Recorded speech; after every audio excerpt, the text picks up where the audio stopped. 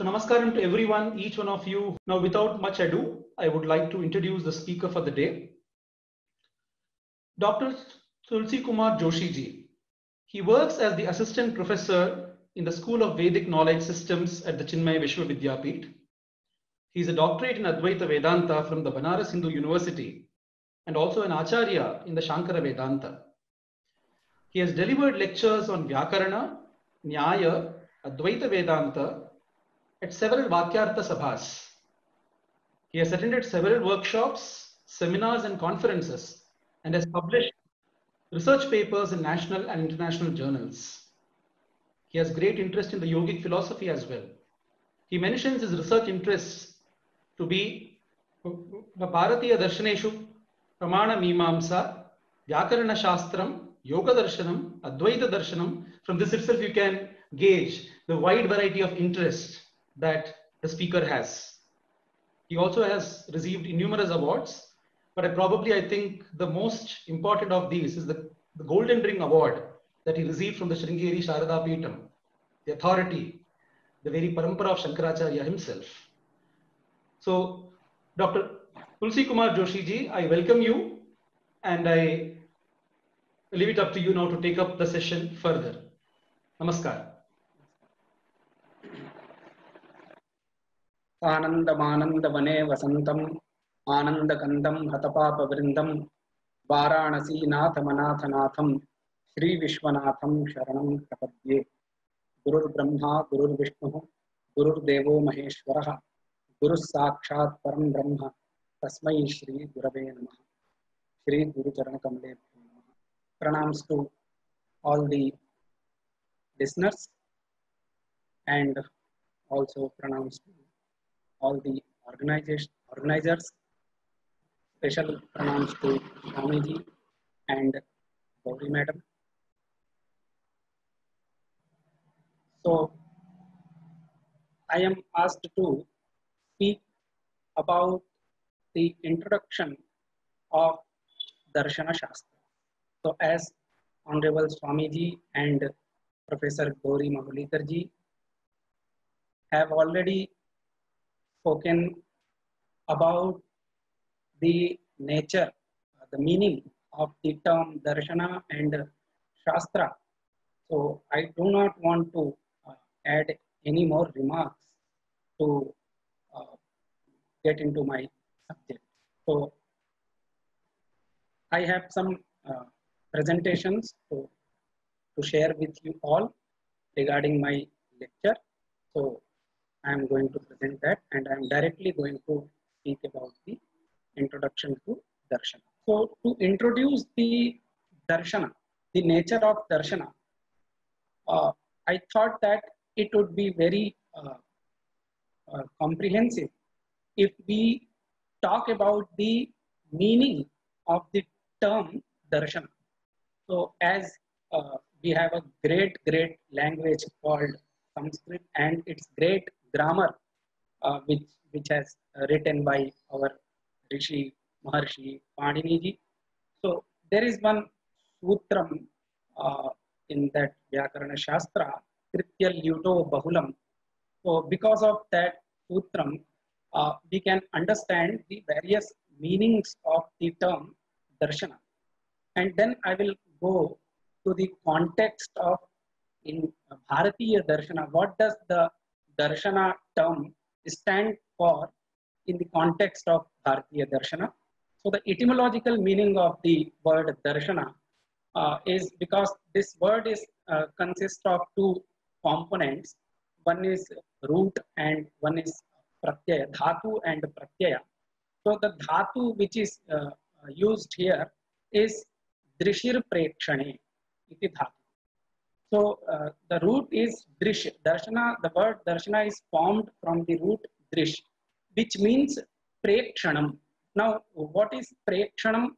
So there also in the word prekshanam, there are two components, pra and ikshanam. So ikshanam generally, literally ikshanam means a visual perception or chakshusha pratyaksham. So, but when we combine ikshanam with the upasarga pra, then it means it refers to a valid visual perception. So, because the pra stands for prakarsha, prakarsha is kind of perfection or superiority. So, what is the superiority in our visual perception? So, the visual perception being its valid, being visual perception being valid is called a superior visual perception or a valid visual perception. So, the term prekshanam stands for valid visual perception. Then the suffix, and also uh, uh, we will talk about the other meaning of the root drish in later PPTs. So now the suffix lut is used in this word darshana. So lut or ana, as we can hear that darshana. Here we can listen to the sound ana. So that ana is a suffix which is used in this word, and this suffix stands for various meanings. So we will look at those meanings. So first, drish.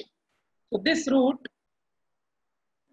refers to a special kind of cognition or experience, anubhava, called a veridical visual perception, as I discussed in the last PPT. The root drish stands for a veridical or valid visual perception. And this root can also be used in the sense of all kinds of valid experiences because of its significatory functions. So this the root darshana in the root drish can also stand for giving the notion of valid cognition only. The visual perception is only a category of our cognition. Cognition, we say in Sanskritam, I am translating the jnanam as cognition. So I was talking about the meaning of the term drish, the dhatu drish. So there are two meanings of, there can be two meanings of this root.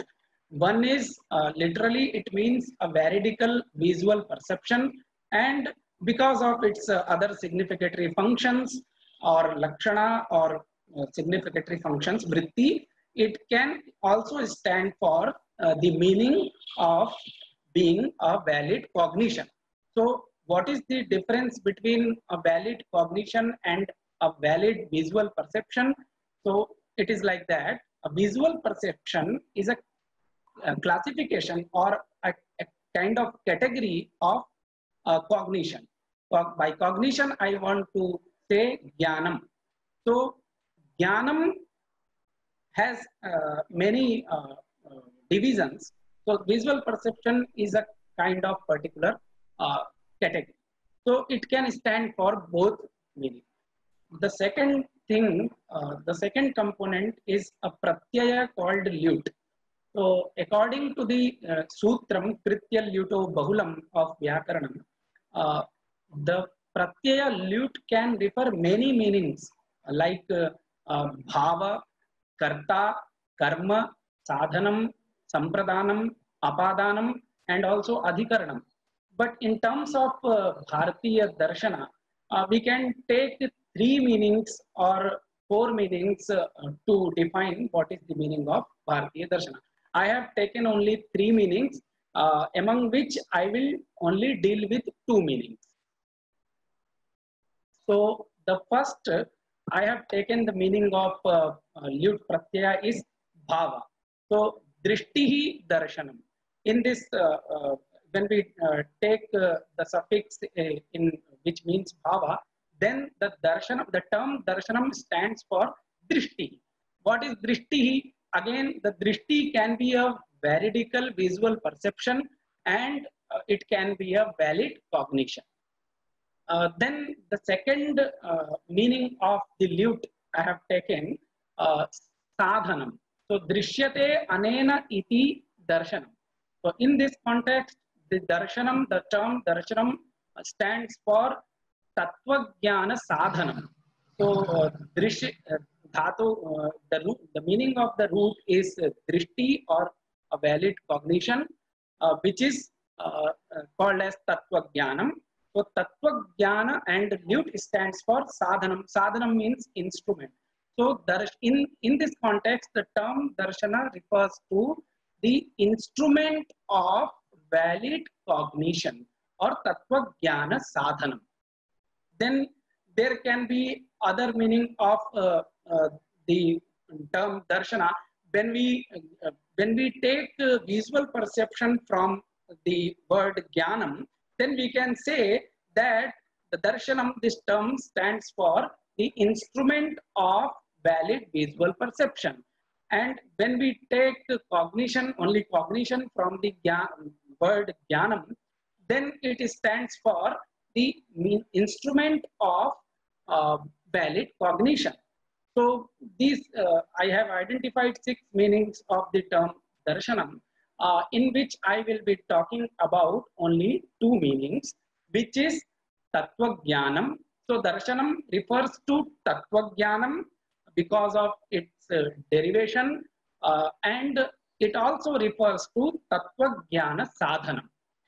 So tattva jnanam in terms of rishis of who are pratyaksha drashta, drashtaraha of of all the objects, who are the proponents of our darshanas.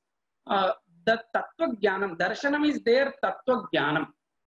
Whatever they have, the tattva jnanam they have acquired, they presented for the well-being, for the welfare of all the living beings. So darshanam is a kind of drishti or tattva jnanam of our rishis.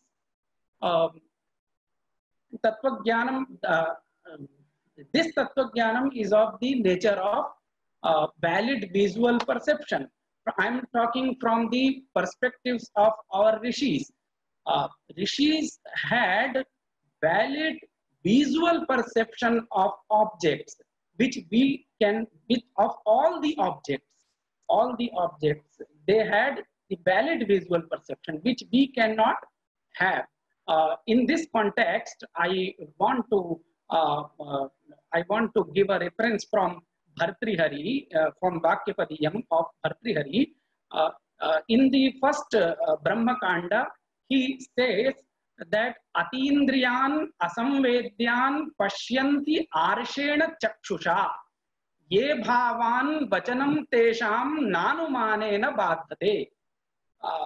That means that our rishis can see all the Atindriyan asamvedyan bhavan, because Atindriyan means which is not perceptible through our eyes, so unaided, so which is not perceptible through our eyes, like an atom.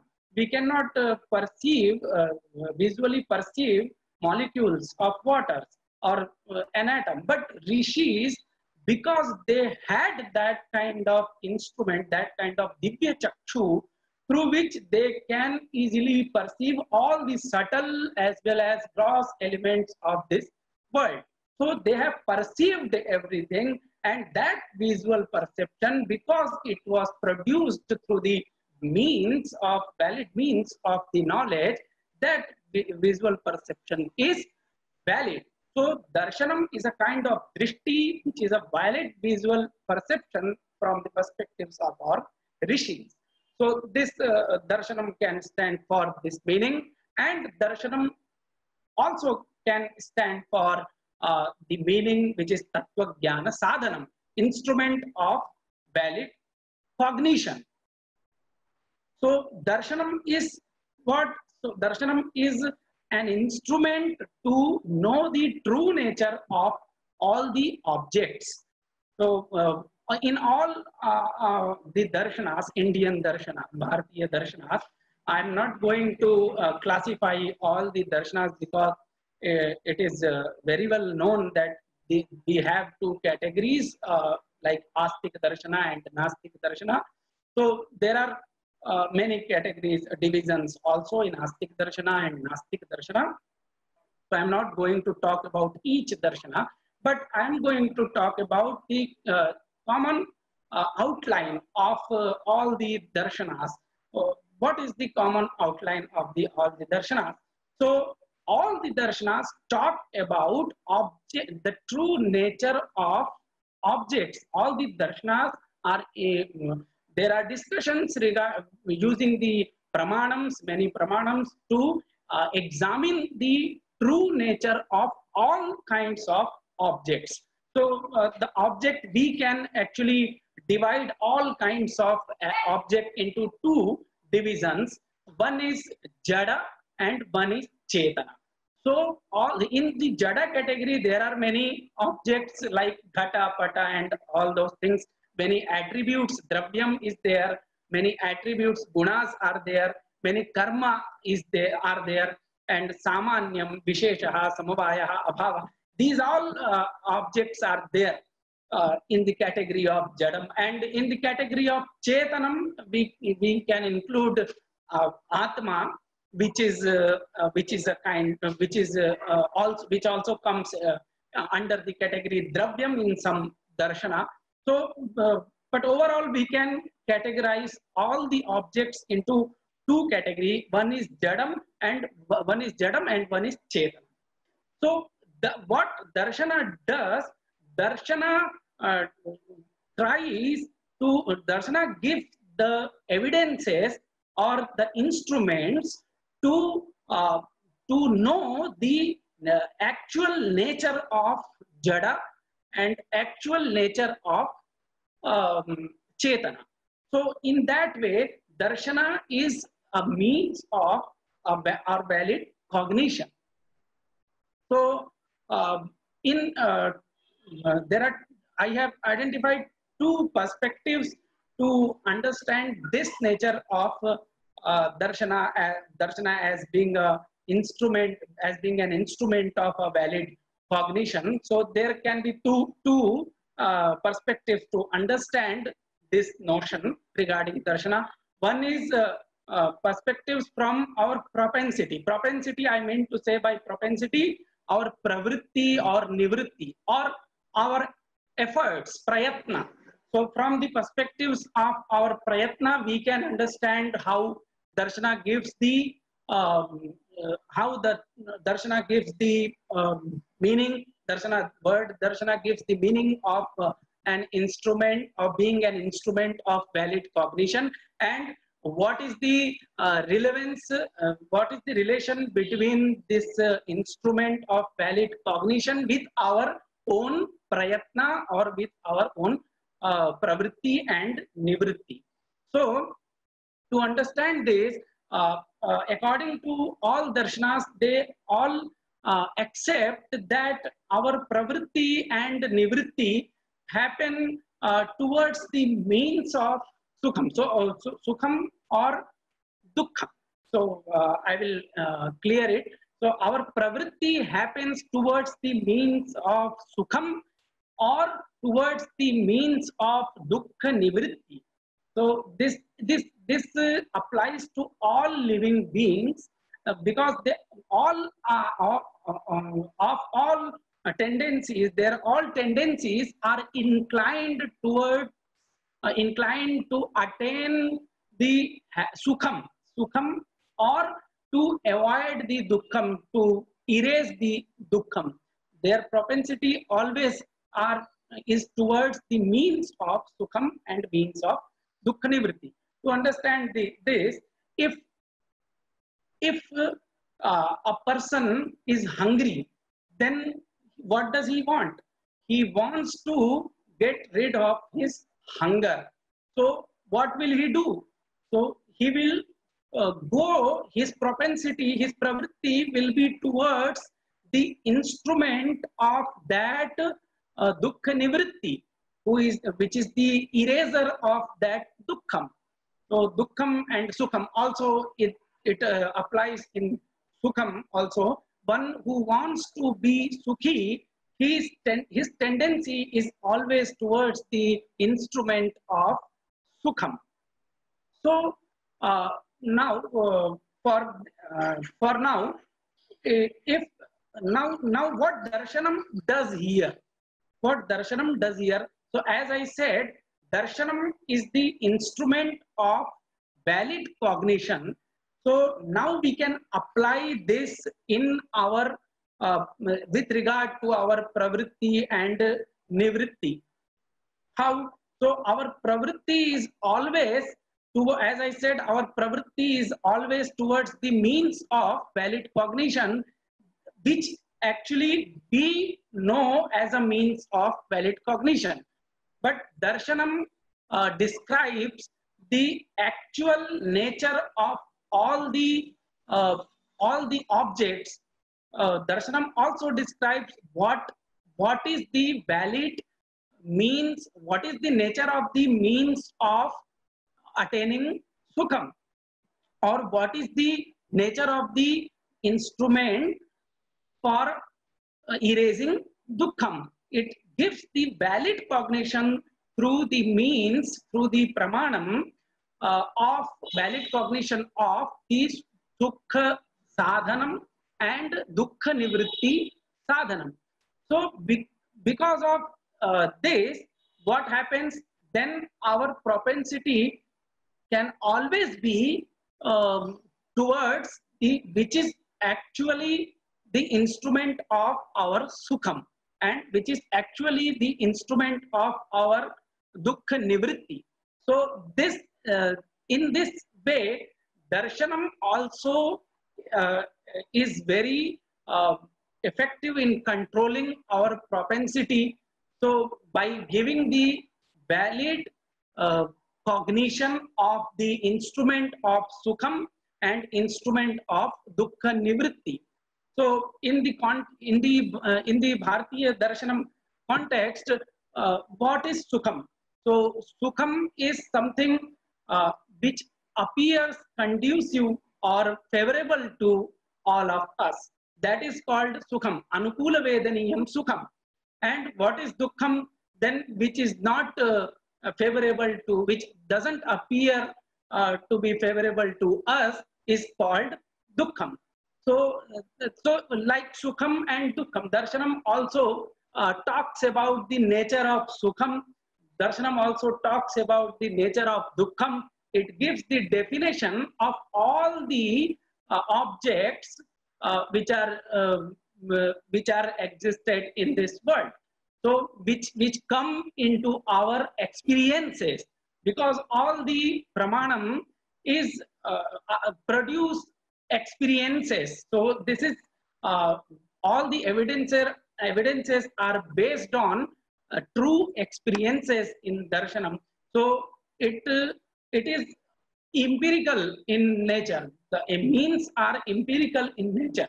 So empirical means it is not based on an individual experience, but it is based on a universal experience. Darshanam doesn't allow an individual experience to be used as a evidence to establish a kind of concept. It always uses universal experiences to propound the actual nature of things. So darshanam says that what is sukha sadhanam and what is dukkha nivritti sadhanam. Actually, there many people get confused that something which can be appeared to someone that it will produce me sukham, but actually that means will not produce him sukham. Like for a thief, he can think of some money or some ornaments. If I take this, then it will produce sukham for me. But it is not the case. He is confused or misapprehended. He has that misapprehension, illusion that this act of theft is the instrument of my sukham. So darshanam defines the nature of the. So darshanam says that this is not the sadhanam of sukham. Sukham what is the sadhanam of sukham? So karma, our dharma is the sadhanam of sukham. Vihita karma janyaha dharmaha sacha dharmaha sukhasya sadhanam. Sukham is produced by dharma, but this action is not dharma. That's why he is confused, or he has illusion that this object, this instrument will give him sukham. So like that, he talks about the nature of every objects to fulfill the basic need of our propensity, means the basic fruit of our propensity, phalam of our propensity, which is sukham and dukkha nivritti. Now, I will talk about a little about the application of darshana in contemporary world. From my, as I feel that there can be many applications of darshana shastra for contemporary world. But I have identified two things. One is chinta and second is paschatap. So these two things are very contemporary. We can see the results of chinta in our society, how people are doing whatever they are doing. So these kinds of things can be removed by studying darshana or by knowing the actual nature of padarthas. Like chinta is, what is chinta? So chinta is a form of a kind of dukkham only, because it doesn't appear favorable to anyone. The definition of dukkham is which appears favorable to unfavorable to someone. That is dukkham. So chinta doesn't appear favorable to anyone. That's why chinta is a kind of dukkham. And now what, through darshana we can identify what is the cause of that dukkham, what is the sadhanam of that dukkham, why it is happening, because darshanam also describes the karya karana bhava between two objects. So through that we can actually identify the nature of the instrument which produces dukkham. After identifying that, we can stop ourselves doing that kind of thing which produces dukkham, chinta or kind of thing. So like that, there can be many applications in contemporary world. So as we have time constraint, I am stopping my talk here. Thank you to everyone for listening to. Thank you very much. Namaskaram, Tulsi ji. Namaskar. So we have one question from the participants. They've asked, are the Apta Pramanas universal? Yes. According to our indigenous knowledge system, Indian knowledge system, Apta Pramanam is universal. Because rishis, what is Apta Pramanam?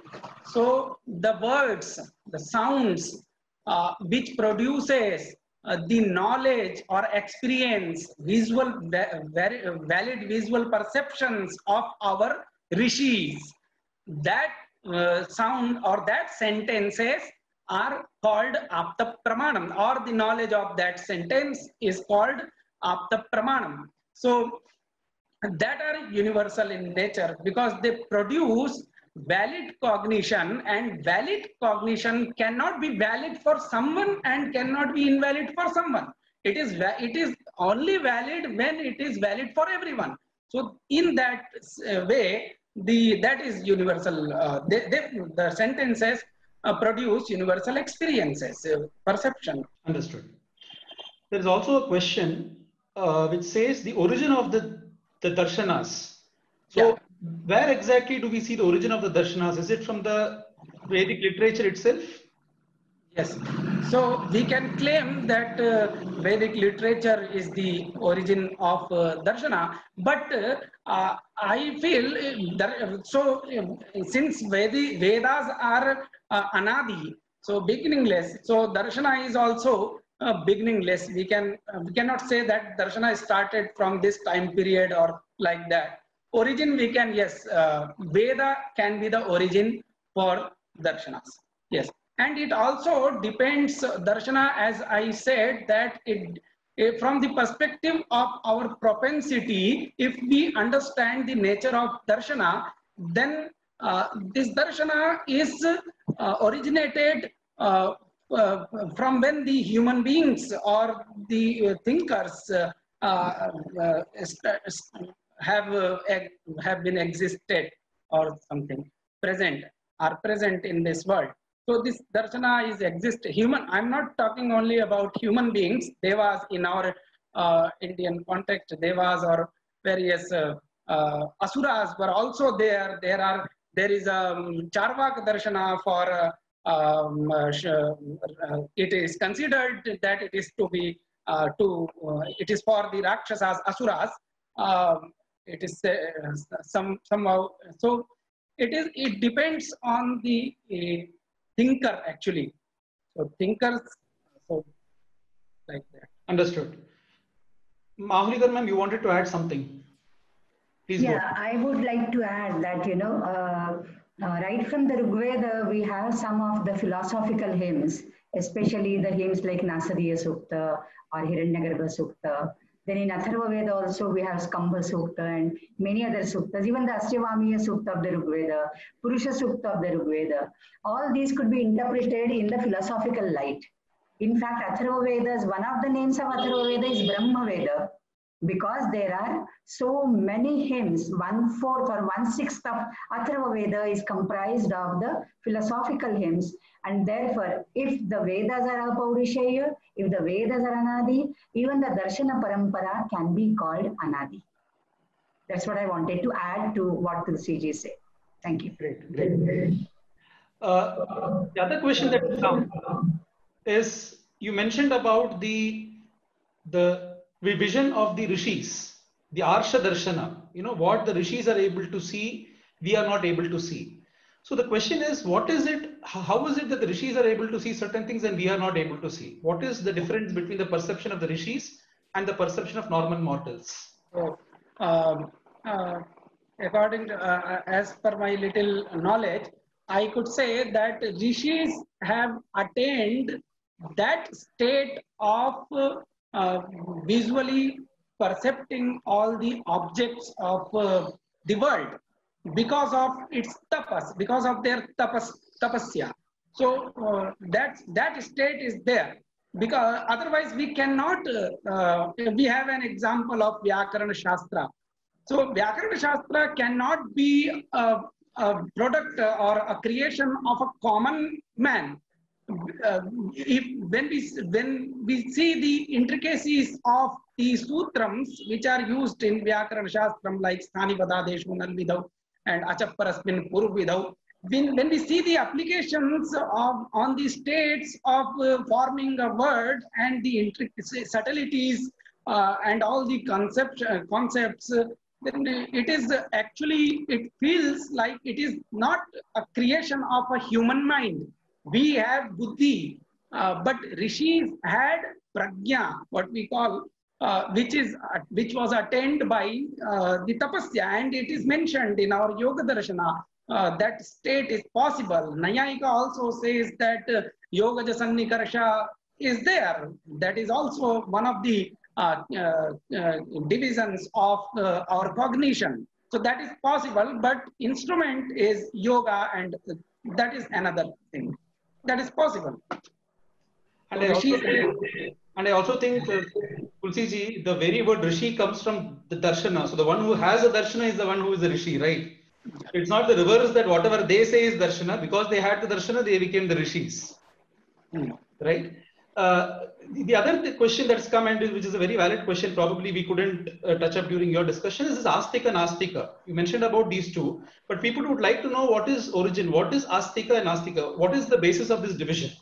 So Astika is with who accept the authenticity of the sentences of Vedas, the beginningless sentences of Vedas, who accept that these sentences are seen, these sounds are perceived by Rishi, who accept this, and these are pramanam for us. What category comes under Astika category? Those darshanas come under Astika category, and Nastik is who does not believe that these who believe that these sounds are not authentic. So those the believer of unauthenticity of the Veda comes under the category Nastika. Astika and Nastika. It is not like that who worships God or Ishvara, Parameshvara is Astika, and who doesn't worship God is Nastika. It is not like that. These are some misconceptions in our society. I feel that people think that a person who doesn't worship Ishvara, but who worshipping Ishvara is also the is also propounded in Vedas. So that is also one who worships Ishvara. He is the believer of the authenticity of Veda. That's why he can be called Astika. But the division, the basic base of making this division of Astika and Nastika is not like that. So basically, Tulsi Kumar ji, it's also, I've heard that if you say Asti, that is, you have that belief in the Vedic system, then the Asti is there, it becomes the Astika. Yes. If you say Nasti, then it becomes an Astika, right? There is another thing about this, the valid cognition that you spoke about. Now, valid cognition can be of many types, right? You can have valid cognition, different types of valid cognition. Yes, so there are six. In some darshanas, there are three types of valid, means cognition. Actually, cognition initially is of two kinds. One is anubhava. Jnanam is of two kinds. One is anubhava and one is smaranam. There, smaranam, anubhava is in some darshanas. Anubhava is of two kinds. Anubhava is of four kinds, or six kinds, or five kinds. So like that, many divisions are there. Right. They can be valid and they can also be invalid. Right. So what you're basically saying is also from each darshana to darshana, the means of valid cognition also will be different. A few darshanas will be accepting certain means of valid cognition and few will not be accepting. Yeah.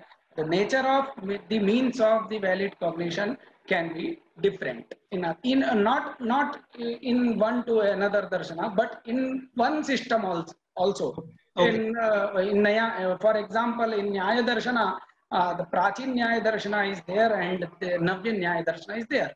So the Navya Nyaya Darshana says that the knowledge of sound, pada jnanam, is the means of verbal cognition, shabda bodha. But Prachina Nayayika says that no, the padam which is known, jnayamanam padam, is the means of the verbal cognition. So in each in darshanas also, in the same darshana also, there are discussions regarding that. The intention is to discuss. Intention is to do vichara and to find with various means and with various experiences which are valid the true nature of the objects. So that is the intention of darshana. So all our darshanas are, I would like to say that they are very simple at a glance on the one hand, and they are also very profound on the other hand. Like if there is a concept of vyapti, for an example, darshana talks about the nature of vyapti. When we go to the definition of that vyapti, we can correlate it with our own experiences.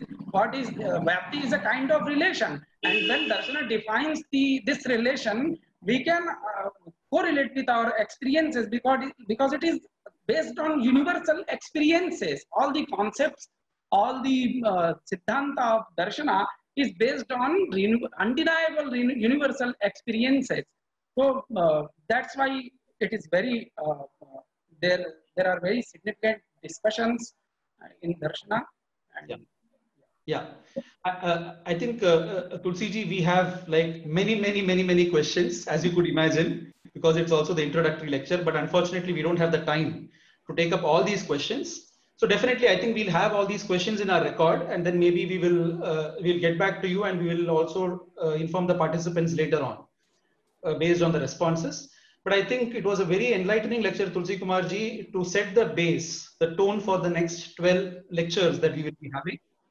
And I think what is very interesting and what is very critical for even for the participants to note is that, as Tulsi Kumar ji mentioned, it is not about only visual perception. Darshana speaks about valid visual perception.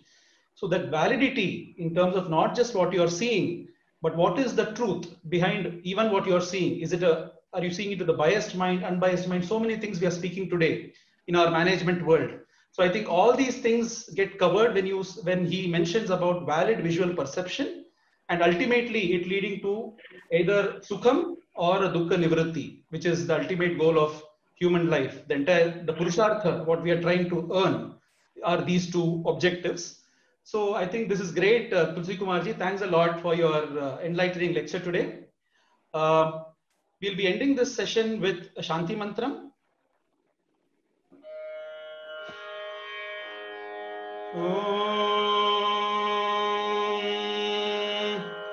Purnamada Purnamidam Purnat Purnamudachyate Purnasya Purnamadaya Purnameva Vashishyate.